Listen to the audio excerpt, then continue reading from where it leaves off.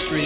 Carlos, can you share your recollections? Well, my recollection is it's my first game, um, John and my first game. So I didn't really know what to expect in the beginning of the game. But it really started the night before with Gene Ellenson giving the Impossible Dream speech. Gene Ellenson, the defensive coordinator. I have never been so moved in my life.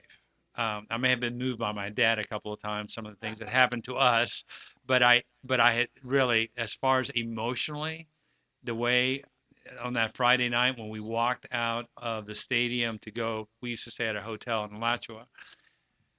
I was almost stunned. I was so emotionally caught up on this speech that he gave. And I won't go into it here, but Coach Ellens has written a book, and it's just really a wonderful, inspirational person that he was. And then and I've talked to Mac about this right before we left. Now, John and I have talked to John about this. Him and I have a different recollection of it, which is really interesting. And by now I've learned not to trust my recollection because I go back and I look at a newspaper and I go, wow, that's not the way I remembered it. But my recollection was Coach Panko's coming to us after we came back from warming up and getting John and I together and saying third play of the game, 79, and are you guys ready for it? And I was, as a wide receiver, you're always ready for it. I'm always open. The game hadn't even started. I just think I'll be open. And him and John had thought this play out that it would work, and he came in the third play of the game. That was going to be the play. But what happened was before we went out on the field, the seniors took over. It was a players only. We're in the locker room, and that. Larry, I'm sure you remember. I mean, anybody that was there. I don't know if you guys did this all the time, but by the time I left that locker room with Mac and Tom Abelnauer, and I think Steve Tannen talked, and I know Paul Maliska, you know how emotional he was. He was the other wide receiver. I mean, the stuff that they were saying and what we were going to do, I left out of there. I was not touching the ground. And then to come to here come the Gators for the first time going in the field. In fact, Coach Pankos told me he was getting us ready for this moment, and he said when you go out, you're all gonna be real excited. He said don't get near the defense because they'll start jumping up and down, and somebody's gonna get hurt. And he always said to the skill players, do not get near the defensive guys because they're kind of crazy and they jump up and down, start hitting, and you're gonna hurt your hands or something. So I made sure I stayed away from the defense. They were jumping up and down. And then on the third play, the first two plays, it was up the middle just to set him up. And I ran the first play. I ran like I was going to block the guy, and I noticed he wasn't backing up very much. And I thought he has a lot of speed. And the second play, I kind of did a little. We were running, but I did a little fake route to see what.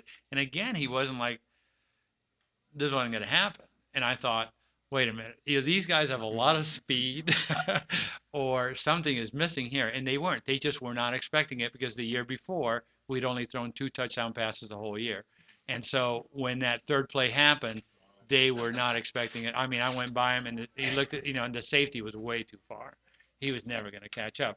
And John hit me in absolute stride. I mean, it wasn't like I had to wait for the ball. He hit me just like he'd hit me all summer. In fact, that year, I don't think it was just John just hit me in full stride. And all I could think of, and I've said this many times, when people say, well, what did you think of? Did you think about catching it? Catching it to me was never when I saw the ball in the air. I think Richard Trapp is here. I think Richard will agree with me. We never think about dropping it. We just thought that's just a reaction. You're just going to catch it, period. What I thought of is don't get caught from behind because it's not going to look good. That's all I could think of. Don't get caught. As soon as I caught it, don't get caught from behind. It was just racing through my mind.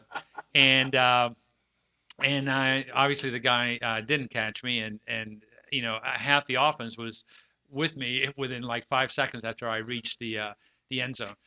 But 2 things I do want to say before I forget. One thing that in sports you never talk about. They always have lists in sports, and I think one of the lists they ought to do for Gator football and for Alabama football one of the great game plans of all time.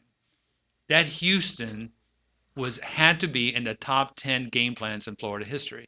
The game plan that the coaches put together was amazing. You could tell by the end of that half. I know from an offensive standpoint, in the defensive backs for Houston, they had no idea.